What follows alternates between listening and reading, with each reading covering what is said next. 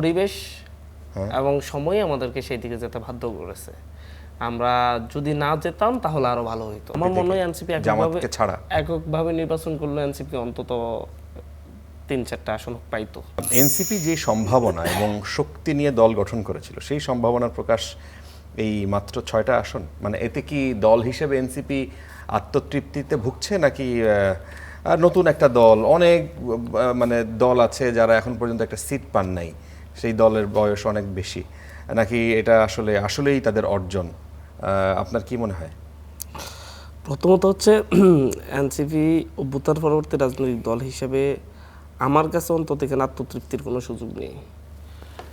আপনাদের প্রত্যাশা কি আরো বেশি ছিল নাকি? পাশাপাশি হচ্ছে আমাদের প্রত্যাশা যেরকম ছিল আমরা সেভাবে তো আগেতেই পারিনি। আমাদের প্রত্যাশাই ছিল আমরা এককভাবে ইলেকশন করে আমরা ৩০০ আসন ইলেকশন করব, সেই অনুযায়ী সেখান থেকে আমরা যদি ৩০০ আসন ইলেকশন করেও যদি আমরা 6টা আসন পেতাম তাহলে আমাদের কাছে সেটা আরো বেশি সম্মানজনক মনে হতো। কিন্তু আসলে আমরা সেরকম পরিবেশ তৈরি করতে পারিনি, বা হচ্ছে আমাদেরকে সেরকম পরিবেশ সেইরকম সম্মানজনক মনে হতো। সেটা কি এখন আপনার ব্যক্তিগত মত নাকি আপনারা দলীয় ফোরামে? দলীয় ফোরামের মতই ছিল। আমরা আসলেই সেভাবে আগাতে চেয়েছিলাম।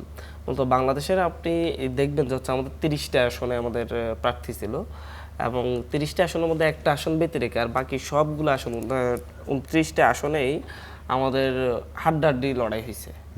তার মানে হচ্ছে মানুষ হঠাৎ করে আমাদের অনেকগুলো আসনে হঠাৎ করে গিয়ে হঠাৎ প্রার্থী হয়েছেন, তাকে আগ থেকে কেউ চিনতো না, জানতো না। কিন্তু এনসিপির প্রার্থী হিসেবে, স্বপ্নগুলির প্রার্থী হিসেবে মানুষ কিন্তু তার পাশে দাঁড়িয়েছে। আচ্ছা, কিন্তু যেটা আপনি যেটা বললেন, জামাতের সাথে কি মানে জোট করাটা এনসিপির ভুল ছিল?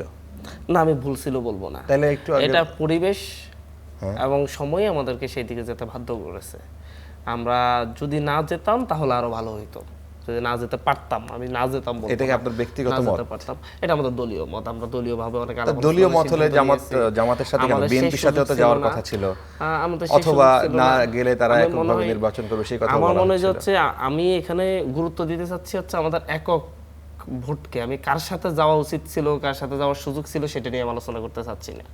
আমি পরিবেশটার কথা বলতেছি যে আমরা এক পর্যায়ে এসে আমাদের পার্টি এক পর্যায়ে এসে এমন জায়গায় এসে দাঁড়াতে হয়েছে যে হয়তো আমাদের কারো না কারোর সাথে সমঝোতাটা করতে হবে। সেই ক্ষেত্রে আমরা দেখেছি যে হচ্ছে সংস্কারের প্রশ্নে, আমরা যেই জুলাই গণঅভ্যুত্থানকে ভিত্তি করে আমাদের যে রাজনীতি, সেই সংস্কারের প্রশ্নে কারা বেশি এগিয়ে আছে তাদের সাথেই আমরা গিয়েছি, তাদের সাথেই আমরা জোট করেছি।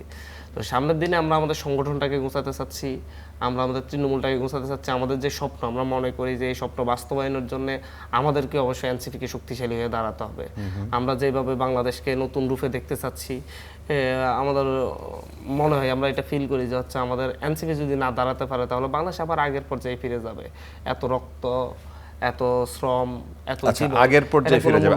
আপনি যখন সকালবেলা ওই দিন শপথের দিন সকালবেলা যখন আপনাকে মিডিয়ার সাথে আপনি কথা বলছিলেন, আপনি যখন বিএনপি সংস্কার পরিষদের শপথ নিল না, তখন আপনিও সম্ভবত এক জায়গায় বলেছিলেন যে আমরাও এই জিনিসটাকে আপনারা খুবই নেগেটিভলি দেখেছেন এবং সেখানে শপথ নিবেন নাও সম্ভবত বলেছিলেন। না, আমি শপথ নেব না বলিনি। আমি বলছি হচ্ছে আমাদের দুইটা অপশন রয়েছে এই ক্ষেত্রে। আমরা ভিতরে গিয়ে আমি আলোচনা করব।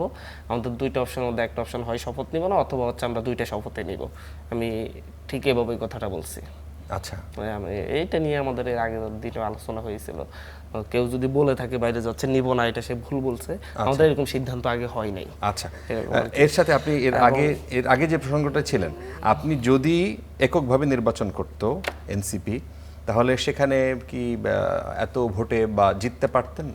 আমার মনে হয় এনসিপি এককভাবে নির্বাচন করলে এনসিপি অন্তত ৩-৪টা আসন পাইতো। ৩-৪টা পাইতো ছিল।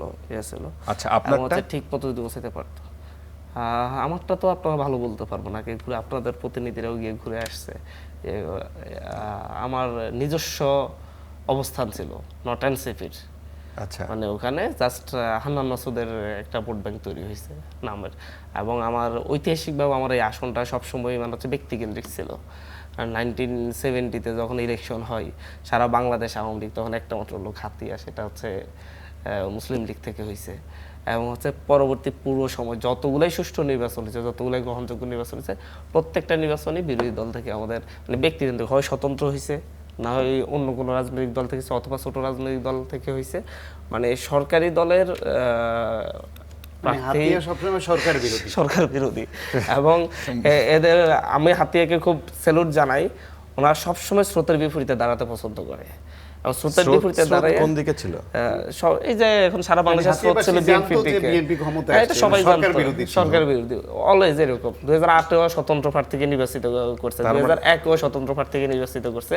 স্বতন্ত্র প্রার্থী বলতে হচ্ছে অ্যান্টি বিএনপি স্বতন্ত্র প্রার্থী ছিল 2001-এ, আচ্ছা আবার 2008-এ অ্যান্টি আওয়ামী লীগ স্বতন্ত্র প্রার্থী ছিল, আচ্ছা। তাদেরকে বিজয়ী করছে। তা হাতিয়া তো এবার আমি বিজয়ী হবো এটা আগ থেকে এটা আগে থেকে ধারণা করা যাচ্ছিল। এটা পুরোপুরি আপনারা বলতেন, সবাই বলতেন এবং যতজন গেছে, যতজনই ঢাকা থেকে ঘুরতে গেছে হাতিয়াতে এসে তারপরে ফেসবুকে লিখছে, যেমন আনিস আলমগীর ভাইও লিখছেন যে হচ্ছে হাতিয়াতে মনে হয় একটা আসন মনে হয় এনসিপি এককভাবে আচ্ছা। ঘুরে এসে লিখছে, লিখেছিলেন? অনেকের লেখা দিচ্ছে। আচ্ছা।